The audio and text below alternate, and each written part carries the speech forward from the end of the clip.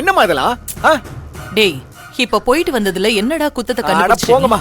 மாமா டேய், நேத்து தான் எங்க கிட்ட பத்திரிக்கை வைக்க நீங்க போயிட்டு வாங்கன்னு சொன்னேன். இப்ப என்ன திரும்ப அதே காரணமா வச்சு சண்டை போட்டுக்கிட்டு இருக்க? மா, பத்திரிக்கை வைக்கதாம்மா போ சொன்னேன். அதுக்காக இப்ப எதுக்கு போறீங்க? எனக்கு தெரியாம போயிட்டு வந்தது இல்லாம அவ தம்பி காதலிக்கிறானா, அந்த காதலை சேர்த்து வைக்க போறீங்களா?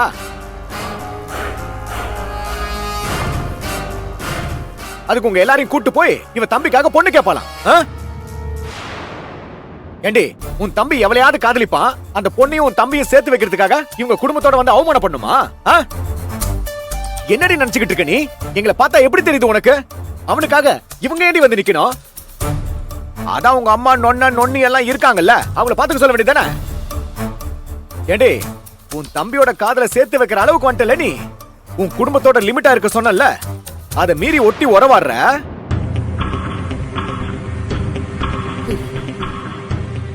இத பாரு, கல்யாணத்துக்கு பத்திரிக்கை வைக்க மட்டும் தான் சொன்னேன். அதை விட்டுட்டு சம்பந்தமே இல்லாம இப்ப எதுக்கு அங்க போய் உன் தம்பியோட காதல் பிரச்சனை மூக்க நுழைச்சு நாட்டமா பண்ணிக்கிட்டு இருக்க?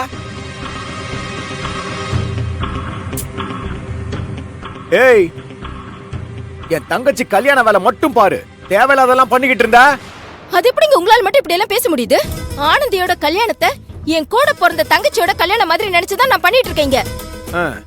ஆனா என் தம்பிக்கு அவன் ஆசைப்பட்ட பொண்ணோட கல்யாணம் பண்ணி வைக்கணும் நான் பேசுற மட்டும் அதெல்லாம் ஏன் பண்றேன்னு எப்படிங்க கேட்க முடியுது உங்களால?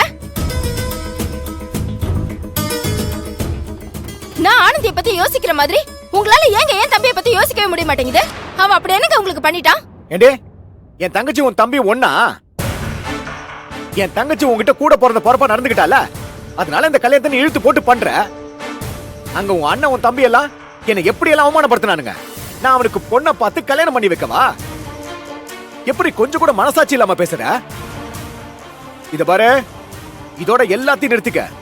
என் தங்கச்சி ஆனந்தியோட கல்யாணத்தை காரணமா வச்சு பத்திரிக்கை வைக்க போறேன், அங்க போறேன், இங்க போறேன்னு ஏதாவது சொல்லிட்டு ஒட்டு உறவாடிக்கிட்டு இருந்தா அவ்வளவுதான் சொல்லிட்டேன். என்னடி, இப்போ உன் தம்பிக்கு கல்யாணம் பண்றேன்னு ரெண்டு குடும்பத்தையும் ஒட்டி உறவாட பாக்குறியா? எங்களுக்கு என்ன வேற வேலை இல்ல நினைச்சியா? மூர்த்தி, ஒண்ணும் இல்லாத விஷயத்தை இப்படி பெரிய பிரச்சனை ஆக்கிட்டு இருக்க. நீ சும்மா இருக்காயல். இதான் இவளோட பிளான். அதுக்கு தான் உங்க வீட்டுக்கு போய் பத்திரிக்கை வைக்காதன்னு நான் சொன்னேன். இந்த சாக்க வச்சுக்கிட்டு அவ என்னெல்லாம் பண்ணிட்டு இருக்கா பாத்தியா? என்னங்க பண்ணிட்டா அப்படி? கொலக்குத்தம் பண்ணிட்ட மாதிரி பிளான் பண்ற, அத பண்றேன்னு ஓவரா பேசிட்டு இருக்கீங்க. நீயாவது கொஞ்சம் சும்மா இருக்கியா? இல்லத, அவர் எப்படி பேசுறாருன்னு பாத்தீங்கல்ல? எல்லாம் ஒரு அளவுக்கு தான். இவருக்காக எல்லா விஷயத்திலயும் நான் விட்டு கொடுத்து பண்ணிட்டு இருக்கேன். ஆனா இவர் கொஞ்சம் கூட எனக்காக இறங்கி வர மாட்டேங்கிறாரு. இவர் அவங்க மேல கோவமா இருக்காருங்கிறதுக்காக என்னையே அப்படியே எதிர்பார்க்கறது எந்த விதத்துல நியாயம் சொல்லுங்க? என்னடி நியாயம் அநியாயம் ஓவரா சவுண்ட் விட்டுட்டு இருக்க? அப்போ அவங்க என்ன வேணாலும் அவமானப்படுத்துவாங்க, அதனால உனக்கு எந்த பிரச்சனையும் இல்லல்ல? அப்படியே இப்ப எதுக்கு தேவையில்லாத வாக்குவாதம் பண்ணிட்டு இருக்க? நான் என்னமா பண்ண? எல்லாத்துக்கும் காரணம் இவ குடும்பம் தாமா. அவங்க இங்க வராத வரைக்கும் இவ ஒழுங்கா தான் இருந்தா. எங்க இருந்து வந்து தொலைஞ்சாங்களோ என் உயிரை வாங்குறாங்க. தேவையில்லாம வார்த்தை விடாதீங்க, அவ்வளவுதான். என்ன வார்த்தை விடுறாங்க? ஓவரா வக்காலத்து வாங்கிட்டு இருக்காத. ஏய் மூர்த்தி, அமைதியா இருன்னு சொன்னா கேட்க மாட்டியா நீ? ஏன் இப்படி எல்லாம் பண்ணிட்டு இருக்க? அவர் இப்படிதான் பண்ணுவாரு. இவருக்கு நான் என் குடும்பத்தோட சேரவே கூடாது. கடைசி வரைக்கும் பிறந்த வீட்டு உறவே இல்லாம தனியாவே வாழணும் தான் இவர் எதிர்பார்க்கறாரு. இத்தனை வருஷமா அப்படிதாண்டி இருந்த. இப்ப என்ன பிறந்த வீட்டு உறவு மேல பாசம் பொங்குது? மூர்த்தி, என்ன மூர்த்தி பேசிட்டு இருக்க? அதுக்காக உறவே இல்லாம போயிடுமா? சும்மா ஏதாவது பேசணும்ங்கிறதுக்காக பேசிட்டு இருக்காங்க. நான் தெரியாம தான் கேக்குறேன். என் அண்ணன் தான் உங்களை அவமானப்படுத்திட்டாருன்னு அவர் மேல நீங்க கோவமா இருக்கீங்க. சரி விடுங்க. ஆனா என் தம்பி என்னங்க பாவம் பண்ணா? அவன் மேல எங்க இவ்வளவு கோவமா இருக்கீங்க?